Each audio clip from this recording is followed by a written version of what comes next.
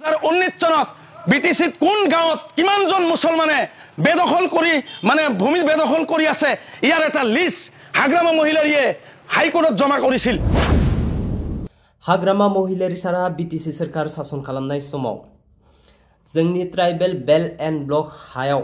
बा बीटीसी हालामाव हानि मोनथाय गैयाजासे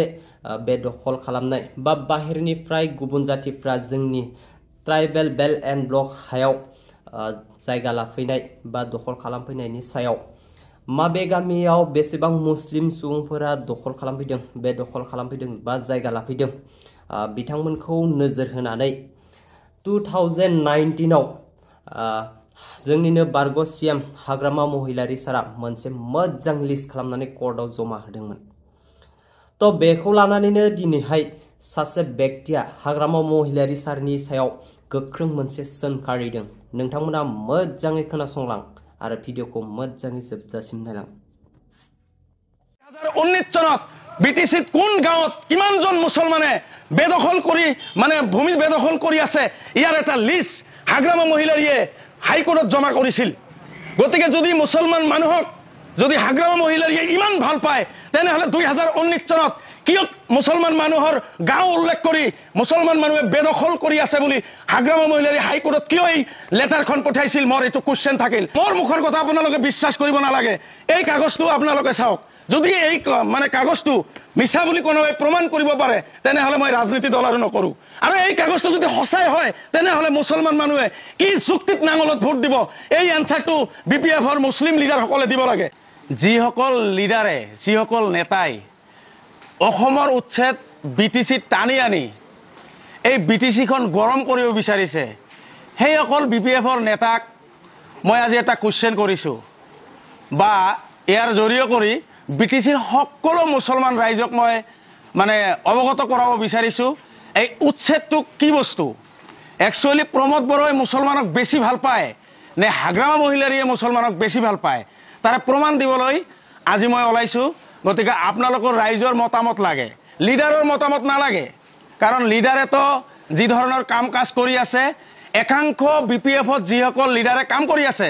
সেইসকল লিডাৰে 2020 চনত যেতিয়া নাৰায়ণগুৰি ঘটনা হৈছিল 2008 চন 10, 12 আৰু 14 চনত যেতিয়া হত্যাকাণ্ড হৈছিল যেতিয়া ধাৰাসাৰ মুছলমানক মাৰা হৈছিল ঘৰ জ্বলাই দিয়া হৈছিল সেই সময়ত যিসকল মানে নেতাই যিসকল বিপিএফৰ লিডাৰে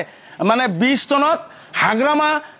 মানে বিটিসিৰ ভিতৰত সবচেয়ে বেয়া মানুহ বুলি প্ৰচাৰ কৰা মানুহ কেইজন আজি বিপিএফৰ হৈ প্ৰচাৰ কৰি আছে যে হাগ্ৰামা মহিলাৰিক ভোট দিব লাগে। সেই কেইজন মানুহক মই কোশ্চেন কৰিব বিচাৰিছো, প্ৰশ্ন কৰিব বিচাৰিছো এই 2020 চনৰ পৰা আজি 25 লৈকে যে হাগ্ৰামা মহিলাৰি এনেকুৱা কি কাম কৰিছে যে এতিয়া হাগ্ৰামা মহিলাৰিক ভোট দিব লাগে। আপোনালোকে আমাক এই কোশ্চেনৰ এনসাৰ লাগে। কাৰণ 2020 চনত আপোনালোকে নিজ মুখে কৈছিল যে হাগ্ৰামা মহিলাৰিৰ দৰে আৰু মুছলমানক বেয়া পোৱা মানুহ বিটিসিত নাই। আজি সেই মানুহ কেইজন কোন মুখখন লৈ এই হাগ্রামা মহিলাৰিৰ নাঙলত ভোট বিচাৰি আছে যে হাগ্ৰামা মহিলাৰি এনেকুৱা কি কাম কৰি দেখুৱাইছে যে এতিয়া 5 বছৰ নাযাওঁতে মানে নাঙলৰ ছবিত ভোট দিব লাগে বুলি প্ৰচাৰ কৰি আছে। ইয়াৰ মানে কি আমি এইটোৱে বুজি পাম নেকি যে আপোনালোকক হাগ্ৰামা মহিলাৰিৰ ফালৰ পৰা বহু ডাঙৰ মানে টকাৰ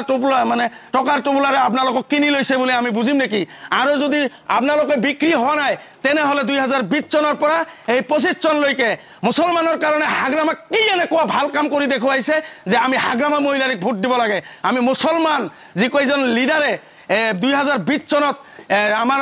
প্ৰমোদ বড়ো ছাৰৰ লগত থাকি এতিয়া আমাৰ লগত গাদ্দাৰি কৰি মানে ঠিকা ঠাকুলিৰ কাম টকা পইচা নপোৱাৰ কাৰণে এওঁলোকে টকা পইচাৰ লালচত এতিয়া নাঙলৰ দলত গৈ মানে হাগ্ৰামা মহিলাৰি ভাল বুলি প্ৰচাৰ কৰি আছে। আৰু অসমৰ যিখিনি উচ্ছেদ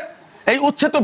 বিটিসিত টানি আনি বিটিসিত থকা মুছলমানখিনিক যে অশান্তিত ৰাখিব বিচাৰিছে তাৰ মই স্পষ্ট আজি প্ৰমাণ দিম। যদি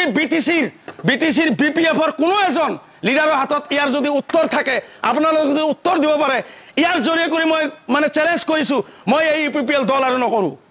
মই আৰু এই বিপিএল দল নকৰো যদি আপোনালোকে ইয়াৰ এনসাৰটো দিব পাৰে। বিপিএফৰ মুছলমান লিডাৰ নহয় বিপিএফৰ যিকোনো লিডাৰে যদি ইয়াৰ এনসাৰটো দিব পাৰে। যদি প্ৰমোদ বড়োই মুছলমানক বেয়া পায় বুলি আপোনালোকে প্ৰচাৰ কৰে কিন্তু আপোনালোকে কৈ আছে হাগ্ৰামা মহিলাৰিয়ে ক্ষমতাত আহিলে ঘৰে ঘৰে মাটিৰ পট্টা দিব যেনেকুৱা ধৰণৰ কৈ আছে ঘৰে ঘৰে মাটিৰ পট্টা দিব যদি হাগ্ৰামা মহিলাৰীয়ে মুছলমান মানুহক ঘৰে ঘৰে মাটিৰ পট্টা দিব তেনেহলে 2019 চনত বিটিচিত কোন গাঁৱত কিমানজন মুছলমানে বেদখল কৰি ভূমি বেদখল কৰি আছে ইয়াৰ এটা লিষ্ট হাগ্ৰামা মহিলাৰীয়ে হাইকোৰ্টত জমা কৰিছিল গতিকে যদি মুছলমান মানুহক যদি হাগ্ৰামা মহিলাৰীয়ে ইমান ভাল পায় তেনেহলে 2019 চনত কিয় মুছলমান মানুহৰ গাঁও উল্লেখ কৰি মুছলমান মানুহে বেদখল কৰি আছে বুলি হাগ্ৰামা মহিলাৰী হাইকোৰ্টত কিয় এই লেটাৰখন পঠাইছিল মোৰ এটো কোৱেশ্চন থাকিল গতিকে বিটিচিৰ সকলো ৰাইজক মই বিটিচিৰ সকলো মুছলমানক মই অনুৰোধ কৰিম এই ডকুমেন্ট হাগ্ৰামা মহিলাৰীয়ে 2019 চনতে হাইকোৰ্টত দিছিল যে মুছলমানে কোন কোন গাঁৱত বেদখল কৰি আছে মাটিয়ে ইয়াৰ বিপৰীতে আজি হাইকোৰ্টৰ পৰা নোটিছ আহে আৰু ইয়াৰ বদনামটো প্ৰমোদ বড়ো ডাঙৰীয়াই ল'ব লগা হৈছে গতিকে হসা অৰ্থতে হাগ্ৰামা মহিলাৰী আগতেও আমাক ভাল পোৱা নাই এতিয়াও ভাল নাপায় তেওঁ চলে বলে কৌশলে তেওঁ গাদীখন বিচাৰিছে আৰু এই গাদী যেতিয়া পাব এই গাদী যেতিয়া হাগ্ৰামা মহিলাৰী পাব তেতিয়া কিন্তু মুছলমানৰ কোনো অস্তিত্ব নাথাকে ইয়াৰ উদাহৰণ স্বৰূপে 2003 চনৰ পৰা 17 বছৰ ৰাজত্ব কৰি কিন্তু গোটেই বিটিচিৰ বিভিন্ন জায়গাত কিন্তু ইয়াৰ প্ৰমাণ কিন্তু আমি পাইছো গতিকে মই বিটিচিৰ সকলো মুছলমানক মই অনুৰোধ কৰিম আমাৰ মুখৰ কথা মোৰ মুখৰ কথা আপোনালোকে বিশ্বাস কৰিব নালাগে এই কাগজটো আপোনালোকে চাওক যদি এই কাগজটো মিছা বুলি কোনোৱে প্ৰমাণ কৰিব পাৰে তেনেহলে মই ৰাজনীতি দল আৰু নকৰো আৰু এই কাগজটো যদি সঁচাই হয় তেনেহলে মুছলমান মানুহে কি যুক্তিত নাঙলত ভোট দিব এই এনসাৰটো বিপিএফৰ মুছলিম লিডাৰ সকলে দিব লাগে আৰু এতিয়া ডাঙৰ ডাঙৰ লেকচাৰ মাৰি আছে গতিকে ডাঙৰ ডাঙৰ লেকচাৰ শুনাৰ মুছলমান ৰাইজৰ সময় নাই 17 বছৰ দিন গৈছে যি গণ্ডগোল মাৰাঘাটা কিডন্যাপ আদি গৈছে আৰু এই 5 বছৰত যেনেকৈ আমি শান্তিৰ সৰকাৰ পাইছো